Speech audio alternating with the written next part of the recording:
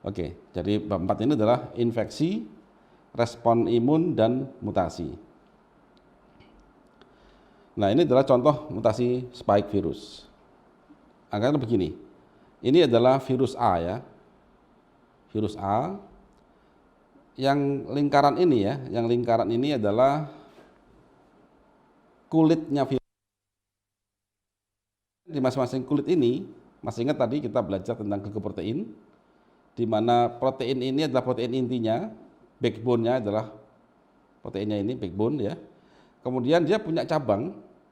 Nah, cabang ini akan dirangkai dengan gula menjadi glikoprotein. Nah, ikatan antara protein dengan grup gula ini akan menjadi spike-nya virus. Kita namakan spike virus varian A. Katakan saja lah, virus ini menginfeksi kita. Dan kita alhamdulillah selamat. Akhirnya kita selamat itu pasti kita mempunyai antibodi bernama IgG ya, IgG untuk virus A. Nah, someday virus ini bermutasi. Di mana mutasinya? Amati. Dari ikatan ini, amati bentuk gulanya, dia menjadi berubah tempat ke sini dan ada perubahan di nama gulanya. Kalau tadi ada asetil uradik amin, kalau ini asetil galaktosamin, maka dia akan menjadi virus varian B, virus AB gini ya. Nah, jika seseorang tadi sudah kena virus varian A, kemudian dia kena virus varian AB, maka dia akan mengulangi proses sistem antibodi dia. Jadi kita kalau ketemu virus itu bukan cuma masalah kuat antibodi Bapak Ibu, tapi seberapa cepat sistem kita, imun kita untuk memproduksi antibodi.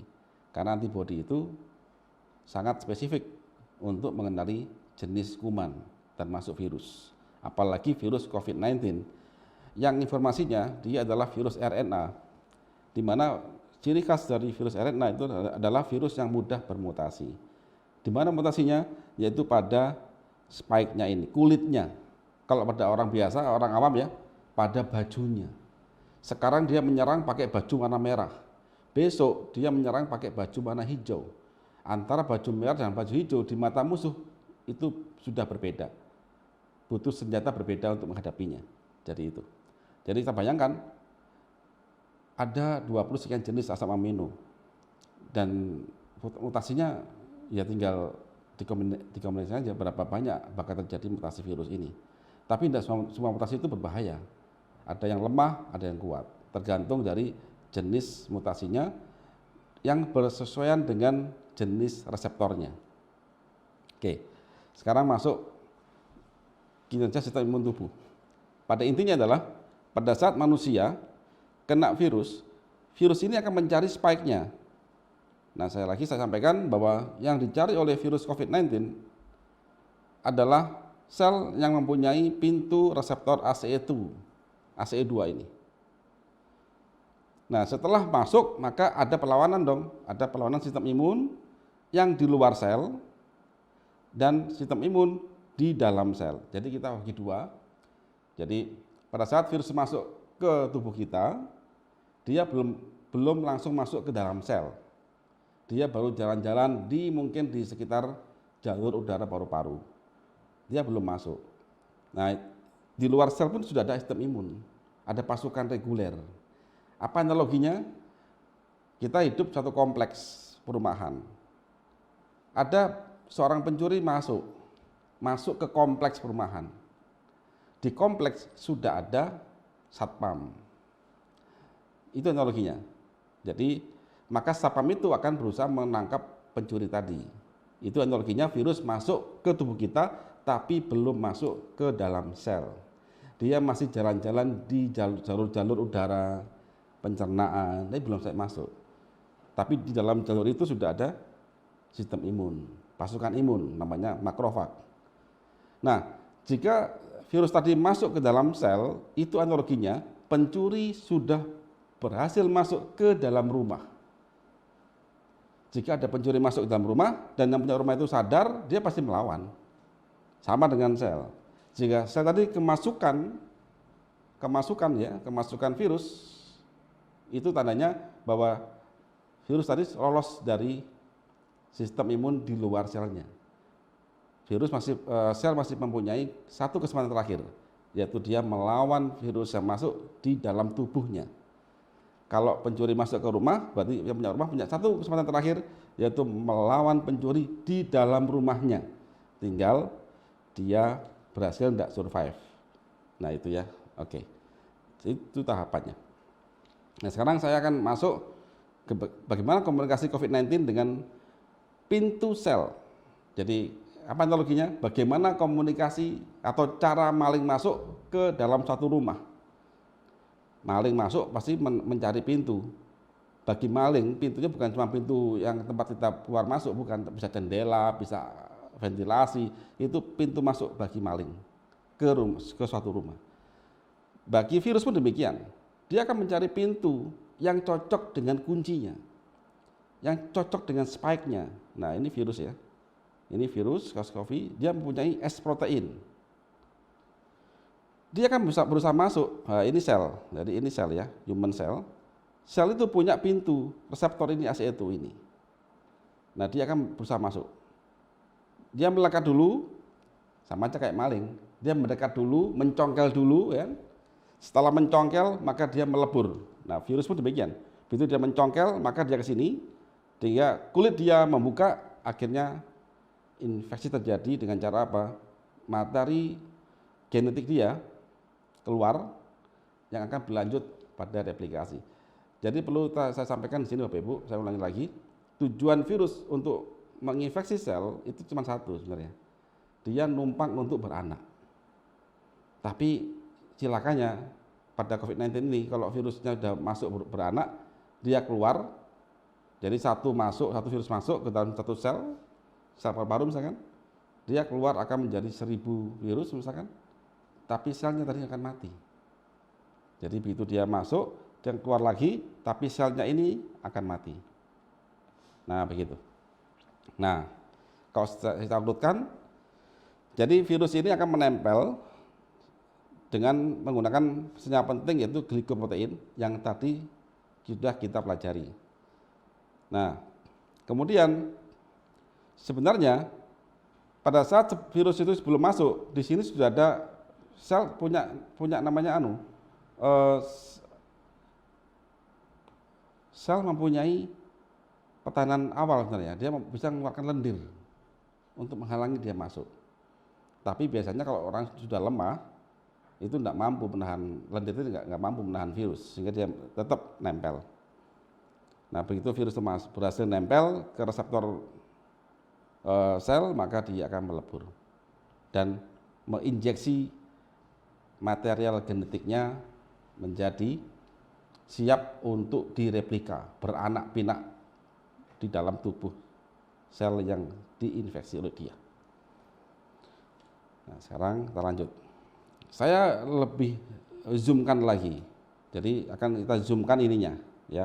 Kita zoomkan pada slide kedua. Ini virus. Jadi dia ini, dan yang ini adalah reseptornya, reseptor ACE2. Nah ya ini ya, jadi dia tuh nempel. Jadi ini kalau kita lihat itu nempel. Ini bentuknya nih kayak binding, jadi binding site ya. Nah intinya dia jadi ini, dan akhirnya dia masuk. Dia masuk. Jadi ini sangat kuat Bapak Ibu pelekatannya. Begitu nempel, plek, sudah. Berarti tinggal dia pasti masuk. Kayak maling, begitu dia bisa mencongkel, yang punya rumah bisa ngapain lagi sudah. Dia tunggu di dalam rumah untuk gebukin maling. Kalau dia masih berani dan berani melawan dan kuat untuk melawan. Nah, kemudian kita masuk ke tahap replikasi. Nah begitu virus tadi berhasil masuk ke sini ya, ke dalam sel, dia akan melakukan replikasi menggunakan mesin yang ada dalam sel. Jadi ini mesin. Sel itu mesin. Dia digunakan oleh virus untuk beranak pinak. Sedangkan virus itu makhluk hidup yang tidak punya organ, dia cuma punya pikiran saja. Dia untuk beranak pinak, dia menumpang organ lain. Ini kayak orang, kalau dalam industri ya, antara orang yang punya merek dengan pabrik yang bikinkan produk. Yang punya merek itu punya ide, dia dibantukan oleh pabrik untuk bikinkan suatu produk, namanya toll manufacturing atau maklun. Jadi virus ini memaklunkan dirinya ke dalam sel, karena sel punya mesin untuk bikin produk untuk dirinya. Intinya begini, satu virus masuk, akan lahir sekian banyak virus, terus selnya akan mati. Begitu. Nah, coba kita zoom, bagaimana tahapan dia untuk beranak pinak. Begitu dia masuk ya, ini virus. Virus ya, ini masuk. Nah, yang dikeluarkan oleh virus di dalam tubuh sel itu adalah apa? Adalah RNA. RNA ini berisi tentang materi genetik. Berisi apa? Berisi tentang sifatnya virus, tentang komposisi virus, tentang resepnya virus. Cuman dia nggak bisa beranak pinak. Makanya dia minta meminjam organnya sel namanya ribosom. Dengan bantuan enzim virus polimerase, maka dia mencetak ulang. Nah, mencetak ulang menjadi 2 negatif strand dan positif strand. Intinya begitu ya. Pokoknya ini resep dicetak ulang di ribosom atas bantuan enzim virus polimerase dan dicetak, akhirnya jadilah virus yang baru. Nah, sekarang sudah ada beberapa obat antivirus namanya yang fokus ke sini menghentikan virus polimerase. Cuman untuk COVID-19 belum ditemukan. Jadi enzim itu spesifik. Kalau kita pakai sembarang antivirus nggak ketemu, nggak bisa. Karena virus ini bermutasi. Contoh, saya tahu virus COVID tipe A. Saya cari riset ini, setahun kemudian saya dapat antivirusnya. Tapi pada setahun kemudian sudah terbaik, ini virus sudah berubah. Apakah antivirus saya masih efektif? Tidak, karena ini sangat spesifik. Ya, sangat spesifik. Jadi tidak berfungsi lagi. Makanya antivirus itu bisa dicari kalau virus itu sudah tidak mutasi. Jadi sudah melewati masa mutasi, akhirnya stuck, dia sudah nggak berubah lagi. Terakhir ini kayak gitu. Nah, baru kita bisa bikin antivirus. Nah, sekarang adalah yang kita lakukan adalah bagaimana kita bisa bertahan sampai mutasi terakhir. Nah, obat yang saat ini yang banyak digunakan saat ini, contohnya untuk Ebola dan sebagainya, itu adalah penghentian RDRP ini. RDRP itu adalah suatu namanya RNA dependent RNA polymerase, yaitu yang menghambat enzim ini. Dihambat di sini sehingga virus masuk tidak bisa beranak. Tapi belum membunuh virus ya. Maling masuk ke dalam sel dikunci, tapi belum membunuh malingnya. Itu aja. Oke. Sekarang coba kita urutkan respon imun.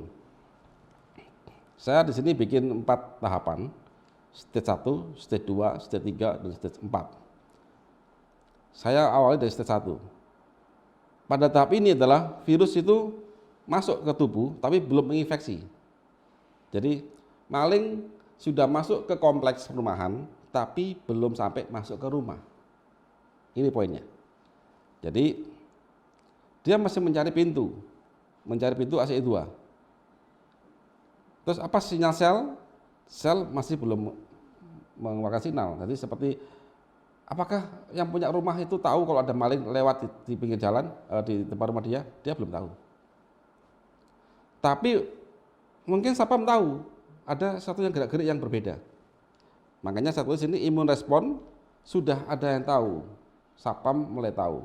Makanya di tubuh kita sudah ada di dalam luar sel itu, di luar sel itu ada namanya antibodi SIGA namanya. Jadi suatu antibodi, ya kita bersyukur Allah memberikan skema ini. Ini persis Bapak Ibu di kehidupan kita sehari-hari. Cuman kecil aja. Jadi kita bisa atur ini seperti kehidupan sehari-hari. SIGA ini adalah satu antibodi awal yang dikeluarkan bersama lendir. Jadi makanya Bapak Ibu kalau begini, kita tidur nih, terus pagi harinya kita agak flu, kok ada lendir ya, bersyukurlah. berarti antibodi Anda jalan. Karena dia yang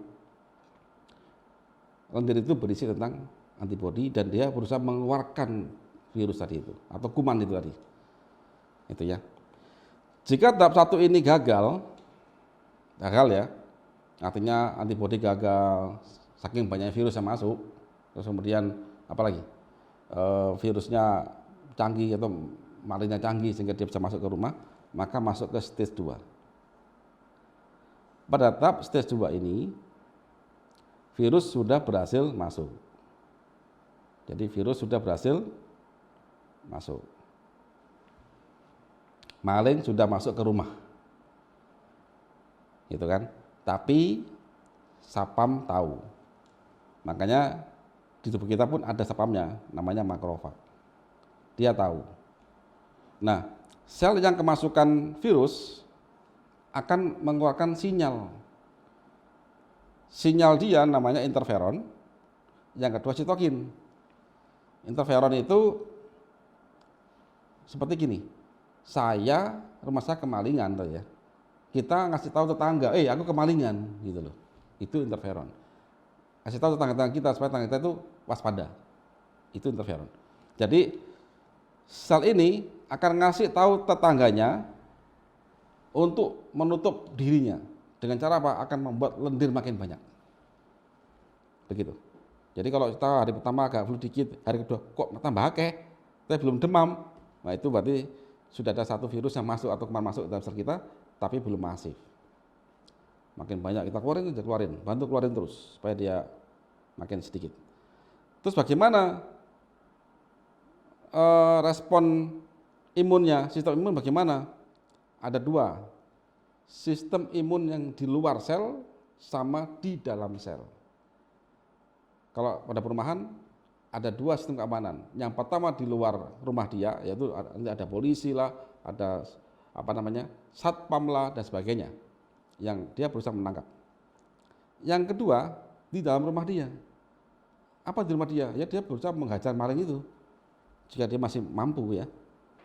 Nah, sel itu demikian juga di luar sel, nanti di dalam sel, dia melakukan inner cell autofagi. Dia berusaha membunuh virus tadi dengan mekanisme autofagi. Kemudian yang di luar sel bagaimana? Nah, ini di luar sel. Ini di luar sel, ada makrofag, dia akan memakan virusnya dan juga akan memakan virus yang sel yang terkena virus. Jadi itu hukumnya begitu di tubuh manusia itu. Begitu ada sel yang kena virus, dia ngasih tanda, maka makrofag berhak untuk membunuh sel tadi. Begitu. Kemudian lahirlah monosit.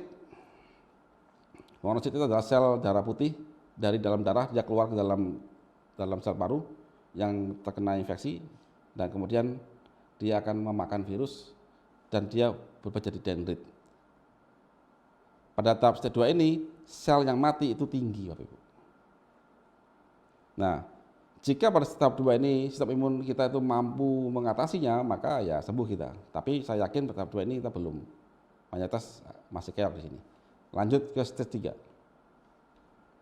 Nah, pada stage 3 ini virus makin masif. Karena sudah beranak pinak dia. Dan kematiannya makin tinggi. Maka sel ini juga akan mengeluarkan sinyal, makin banyak interferon dan makin banyak sitokin, makin demam dan lain-lain. Kemudian autofagi jalan, makrofag, dendrit dan lain-lain ya. Dan dendrit sudah berhasil menuju ke sel adaptif, sel imun adaptif. Jadi di dalam tubuh kita itu ada suatu badan ya, keamanan bernama limfosit. Dia bertugas untuk membentuk antibodi. Kalau di negeri kita punya satu badan yang menyelidiki suatu kasus perkara. Bukan polisi reguler, bukan. Mungkin di polisian namanya reserse atau intel. Lebih tinggi lagi mungkin BIN. Dia mencari cara siapa yang berbuat keonaran itu, gitu kan? Yang begitu dia dapat suatu temuan, suatu konklusi dari suatu perkara, maka dikasihkan ke reguler untuk menangkap di sana. Nah, pada saat ini, pada tahap 3 ini, dendrit sudah menuju ke limfosit. Limfosit akan bikin IgM. Apa sih dendrit itu? Dendrit ini adalah, kok di kita itu adalah begini. Pada saat kita ada suatu perkara, ada kejadian, maka dendrit seperti suatu polisi atau intel yang menangkap seseorang, diinterogasi, mencari data. Data itu diolah, dikasihkan ke mungkin bin atau reserse. Ciri-ciri. Nah itu kan. Nah limfosit itu seperti bin atau reserse atau intel. Dia mengeluarkan suatu teorema bahwa kemungkinan penyebabnya adalah ini itu. Kemungkinan pelakunya adalah ini itu. Itulah. Namanya di sana kita namanya IgM. Belum pasti, masih perkiraan. Nah, ini IgM-nya akan memandu sistem imun, pasukan imun, makrofag dan sebagainya untuk mencari pelaku seperti tanda dari IgM. Pada IgM ini belum tentu demam. Sehingga berarti IgM ini masih belum tentu bisa menangkap pelakunya. Dia masih ngawur. Gitu ya. Dia masih ngawur. Sehingga manusia ini yang kena infeksi tahap 3 ini makin tinggi demamnya. Makin sakit semua badannya. Nah, kemudian terakhir stage 4. Pada stage 4 ini, alhamdulillah jika kita menemui stage 4 berarti Anda mau sembuh. Artinya dari IgM ini yang masih perkiraan-perkiraan ini akan menghasilkan IgG namanya, atau namanya antibody. Dialah yang akan menangkap virus, dialah yang lebih tahu siapa dalang virus ini sehingga dia mudah ditangkapnya. Nah, jadi apa namanya? Ini semua adalah skema-skema yang bisa kita pelajari dan kita analogikan untuk memudahkan. Nah, tantangannya begini Bapak Ibu. Seberapa cepatkah atau lamakah waktu dari mulai stage 1 sampai Anda mendapatkan stage 4 ini? Semakin lama, semakin banyak sel yang mati. Kalau banyak sel mati, maka makin banyak korban. Di situ. Jadi ini yang apa namanya? Bisa kita analogikan lebih dalam. Pada stage 4 ini, maka seluruh keluhan Bapak Ibu akan hilang dan Bapak Ibu sudah mendapatkan namanya antibody, maka Bapak Ibu selamat, Anda sudah dapatkan senjata untuk melawan virus jenis A, jenis yang menginfeksi Anda. Tapi belum tentu untuk virus yang lain. Gitu ya. Itu poinnya. Nah, gimana kalau ini saya apa namanya? Kalau saya analogikan di satu negara. Masih ingat dulu waktu setelah sekolah namanya ada Ipolek Sosbud Hankam, ekonomi, politik, apa ya, sosial, budaya, keamanan. Jadi itu apa namanya yang bisa kita analogikan di sini. Oke, saya bikin kasus di satu negara itu ada korupsi, massal. Pada saat korupsi berlangsung belum banyak yang tahu. Rakyat pada saat ini masih belum tahu juga, masih adem ayem saja. Ekonomi berjalan, ya kan? Semua santai-santai aja. Nah, suatu saat korupsi ini sudah menyentuh pada permasalahan yang masif, permasalahan di mana uang sulit, kemiskinan merajalela, maka ada stage 2. Jadi rakyat makin miskin, kemudian disparitas makin tinggi. Akhirnya rakyat ini mulai protes. Mulai siaga, protes ya, dan demo. Gimana keamanan? Yang jelas yang turun pertama kali dalam setiap kali ada demo itu siapa? Ya polisi, Brimob dan sejenisnya untuk mengamankan demo tadi. Demo makin masif. Ingat kita pada waktu demonstrasi, kan banyak korban. Baik korban yang di jalan-jalan maupun pelaku demo. Jika aparat keamanan tidak berusaha mencari siapa penyebab hal ini, maka ini akan masif kerusakannya ini. Resistensi 3 sampai resistensi 4. Nah, resistensi 4 itu apa? Adalah sistem keamanan sudah berhasil mencari, oh ternyata kerusuhan ini akibat dari ekonomi yang macet yang dilakukan oleh para koruptor. Maka dengan sadar, maka Intel langsung menangkap koruptor tadi, kemudian mengambil uangnya lagi, menghukum mati dia, dibunuhlah dia. Akhirnya rakyat akan tenang lagi, tidak demo lagi. Cuman ingat ini, lihat berapa banyak kerusakan sudah ada. Jika bayangin, kita punya warga negara, satu negara ini 2 juta, kerusuhan sehingga sampai membunuh hampir separuhnya, saya yakin negara ini kolaps. Ini kolaps negara ini.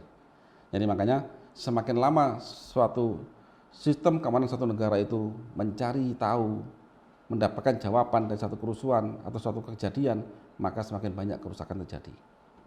Jadi ini adalah gambarannya. Jadi yang adaptif HANCAM ini di sel kita namanya limfosit. Limfosit.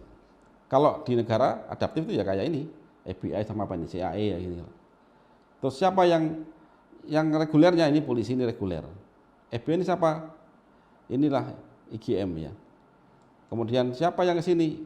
Polisi yang menangkap, menyelidiki di sini, ini ada dendrit. Kan gampang. Kemudian ada di sini sudah mendapatkan antibodinya. Nah, ini antibodinya. Dia menangkap, mengasih tanda, ini loh yang membuat kerusuhan negara ini, maka polisi tangkap dia, ditangkap. Jadi ini analoginya. Jadi antibodi itu memberikan tanda suatu cara, satu marker bahwa ternyata dialah biang keroknya, dialah virusnya, dialah kumannya, dialah banditnya. Begitu ditandai maka ada yang memfagosit, ada yang menangkap. Siapa menangkap? Pada saat kita makrofag, ya, basofil, neutrofil, sel NK, CD8, natural killer, atau limfosit killer ya, CD8, itu mereka. Kalau kita siapa? Ya polisi, tentara mungkin ya, kemudian aparat keamanan yang lain, yang reguler. Sedangkan yang ngasih tanda adalah mungkin hasil dari kerjaan intelijen. Itu analoginya di dalam sistem keamanan di suatu negara, persis dengan sistem keamanan di tubuh kita. Cuman beda bahasa saja. Sekarang mutasi COVID-19 akan terus berlangsung. Siapkan diri kita, belajarlah mumpung ada waktu. Memutus rantai COVID-19 butuh ilmu dan kemauan. Ini adalah perang tingkat sel tubuh kita. Ayo kita lawan. Kalau di negara kita itu ibaratnya ini adalah problem di anak bangsa. Ayo kita selesaikan. Karena ada fitnah. Bukan antar negara, ya kan? Kalau kita perang sel dengan sel, ini ibarat kita perang dengan antar negara. Ibarat sel dengan bakteri, sama-sama sel. Kalau virus beda. Virus itu kayak fitnah. Ini bukan sel. Dia numpang menggunakan tubuh sel untuk beraktivitas. Fitnah, pemahaman, menumpang tubuh warga negara untuk melakukan aktivitas. Dan itu butuh kecerdasan sistem keamanan. Di sel kita butuh kecerdasan dan kecepatan sistem imun untuk mencari tahu siapa penyebabnya. Nah, ini pas saya pakai gambar ini ya, pas 17 Agustus. Hari ini kita memperingati hari kemerdekaan yang ke-76. Nah, sekarang setelah kita tadi merangkai, sekarang kita masuk ke bab kelima, yaitu strategi perang.